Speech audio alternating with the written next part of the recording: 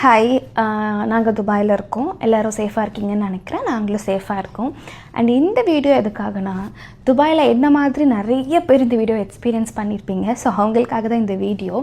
என்னோடய மேல் வீட்டுக்கார அங்கிள் ஆன்டிஸ்க்கும், பக்கத்து வீட்டுக்காரங்களுக்கும், நண்பர்களுக்கும், அப்புறம் ரேஸ் கார் வச்சுருக்க, ரேஸ் பைக் வச்சுருக்க நண்பர்களுக்காகவும் தான் இந்த ஒரு வீடியோ.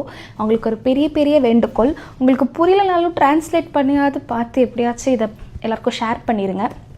ஃபர்ஸ்ட் விஷயம், இது வரைக்கும் எப்போவுமே மூவ் பண்ணாத அந்த டேபிளில் என் மேல் வீட்டுக்கார் நேற்றுலேருந்து மூவ் பண்ணிக்கிட்டே இருக்கார். ஏன்னா ஆல்ரெடி ஒரு சின்ன சவுண்டு கேட்டால் கூட நம்ம பயப்படுற மாதிரி ஒரு சுச்சுவேஷனில் இருக்கும். பாமாக இருக்குமோ, பிளாஸ்ட்டாக இருக்குமோ, அப்போ இன்டர்செப்ட் பண்ணிகிட்ருக்காங்களோ, நம்ம பக்கத்தில் இருக்கோம் அப்படின்னு சொல்லிட்டு எல்லோரும் பயந்துட்டுருக்கோம். இப்படி ஒரு சுச்சுவேஷனில் என் மேல் வீட்டுக்காரருக்கு என்ன பிரச்சனைன்னு தெரியல. சும்மா இதை ஃபர்னிச்சரை மூவ் பண்ணிகிட்ருக்காரு. க்ளீன் பண்ணுறாரா என்னன்னு தெரியல. உண்மையாகவே நடந்துகிட்ருக்குது. நான் இதுக்காக வீடியோக்காக சொல்லலை, உண்மையாகவே அப்படி தான் நடந்துகிட்ருக்கு. நேற்றுலேருந்து அவர் வீட்டில் இருக்கிறனால க்ளீன் பண்ணிகிட்ருக்காங்களா என்னன்னு தெரியல. அது ரொம்ப பேனிக்காக கொடுக்குது. எனக்கு மட்டும் இல்லை, நிறைய கிட்ஸ் எல்லாம் இங்கே இருக்காங்க. சின்ன சவுண்ட் கேட்டாலும் அழுந்துட்டுருக்காங்க.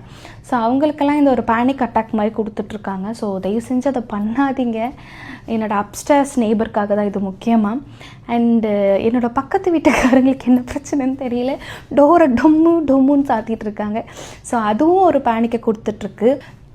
ஸோ நைட்டில் இந்த ரேஸ் பைக்கு, ரேஸ் கார், அந்த காரோட சத்தம், லேம்போர்கினி போல் வச்சுருக்க மக்களோட சவுண்டு, இது எல்லாமே நிறைய பேருக்கு பேனிக்கை கொடுத்துட்ருக்கு. இப்போ ஓரளவுக்கு ஓகேவாக இருக்குது சுச்சுவேஷன். பட் ஸ்டில் அந்த பேனிக் இன்னும் எல்லாருக்கும் அப்படி தான் இருக்குது. ஸோ கொஞ்சம் இதெல்லாம் ரெடியூஸ் பண்ணிக்கோங்க. அண்ட் என்ன மாதிரி நிறைய பேர் இதை எக்ஸ்பீரியன்ஸ் பண்ணிகிட்ருப்பீங்க துபாயில்.